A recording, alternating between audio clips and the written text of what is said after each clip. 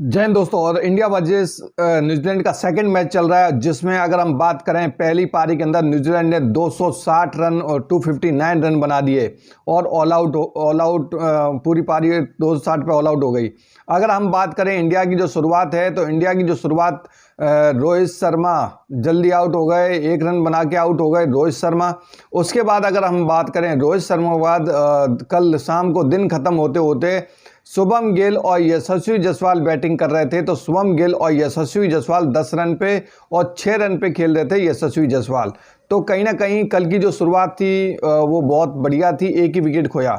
लेकिन आज जब पहला सेशन खत्म हुआ तो इतना शर्मनाक कर दिया है जिसकी कोई हद नहीं है।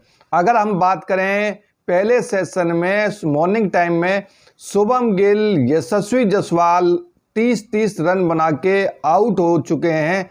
उसके बाद ऋषभ पंत भी आउट हो गए हैं 11 रन बना के, और सरफराज खान भी आउट हो गए हैं 11 रन बना के।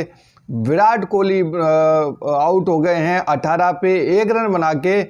अब 7 विकेट गिर चुकी है, आर अश्विन भी आउट हो चुके हैं।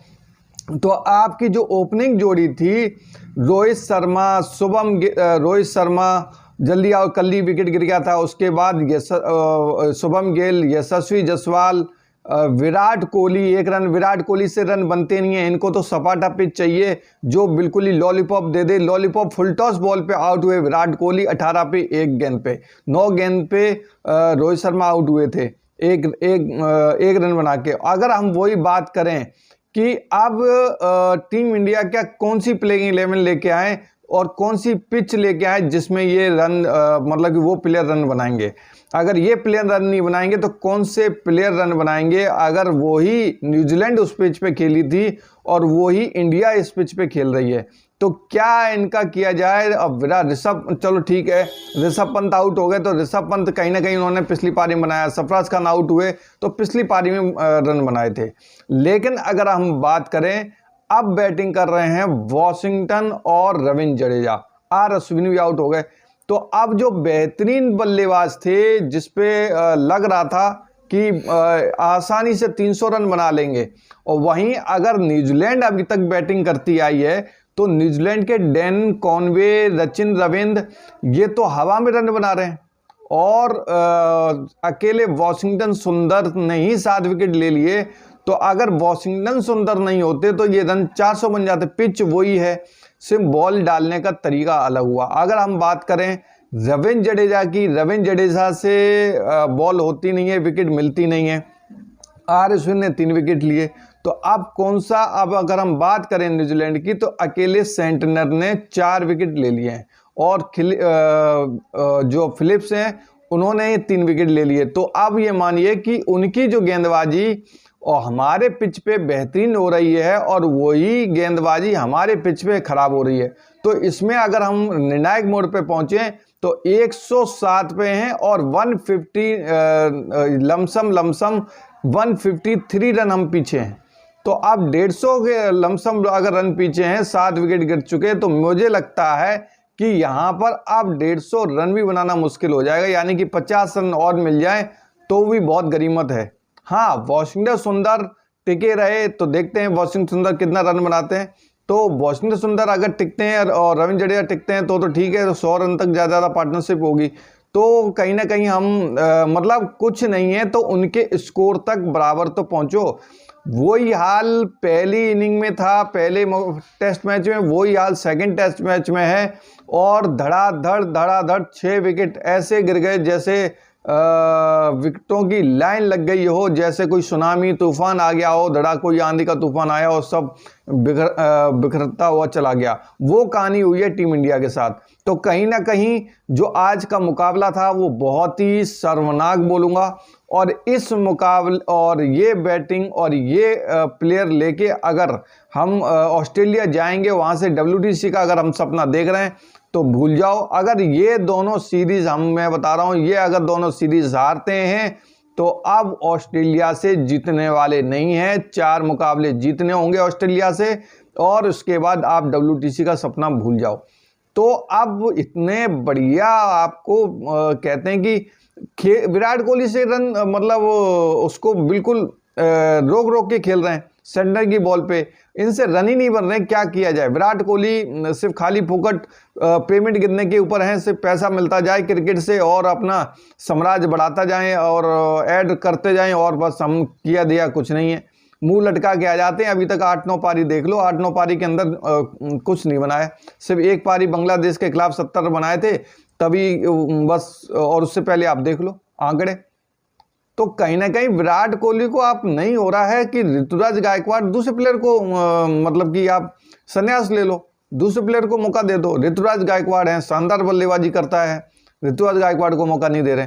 तो कहीं ना कहीं ये जो विराट कोहली हो गए और उसके बाद आप रोहित शर्मा हो गए, रोहित शर्मा का क्या जाए, वो कप्तानी कर लिया, हम तो कप्तान अकेला करेंगे और कप्तानी के सिवा हम कुछ नहीं करेंगे क्योंकि मुझे तो कप्तानी के अलावा और कुछ आता ही नहीं है, कप्तानी अच्छी कर लेता हूँ।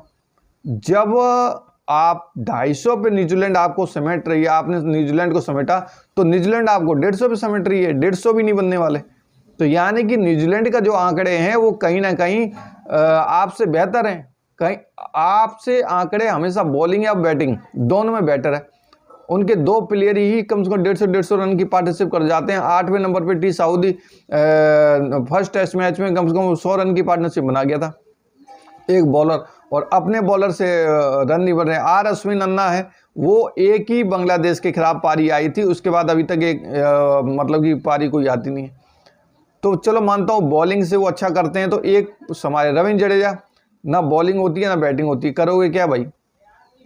ये बहुत ही शर्मनाक है और इस पर विचारधीन होना पड़ेगा क्योंकि रोहित शर्मा और विराट कोहली इन दोनों को इनके बारे में सोचना पड़ेगा। अब रोहित शर्मा को हटाएगा कौन? क्यों? वो तो भाई WTC खोलना है, WTC खेलना है और वो मेन प्लेयर हैं और टीम का पूरा मैनेजमेंट करना है। इससे अच्छा आप नीतीश कुमार रेड्डी, हार्दिक पांड्या को बुला लो।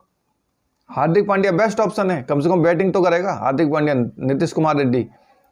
अब बैटिंग के मामले में भी आप बॉलिंग से पूरा जोर दे रहे हो, बैटिंग फुसड्डी हो रही है। शुरू के टॉप बल्लेबाज हैं वो बिल्कुल ही, अब यशस्वी जायसवाल का बल्ला नहीं चल रहा है, 30 रन, पिछली बार भी 30 रन। शुभम गिल हैं बीच में, चलो ठीक है एक इनिंग नहीं खेली मानता हूँ, लेकिन कम से कम आप 50 रन तो बनाओ। आप टेस्ट क्रिकेट में आपके पास कोई ओवर की रोक टोक नहीं है, सिर्फ आपने रन बनाने हैं, विकेट संभालना है। आप एक दिन पूरा खेलो, आप 2 दिन खेलो, तब तो मजा आएगा। आप अगले ने बनाए 250, आप बना रहे 150, 100 की लीड चढ़ गई और अगले दिन जब न्यूजीलैंड बल्लेबाजी करेगा तो वो कम से कम 400 बना देगा, आपसे 400-500 बनेंगे, नहीं चेंज होंगे, नहीं हार जाओगे।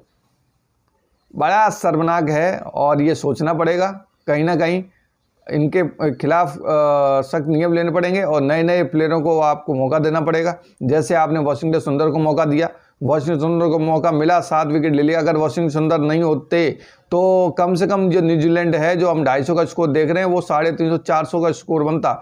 तो आप सोचिए जब 150 पे समेटते तो कहाँ जाते हैं, 106 पे 7 हैं, तो अभी ज़्यादा टाइम नहीं लगेगा समेटने में।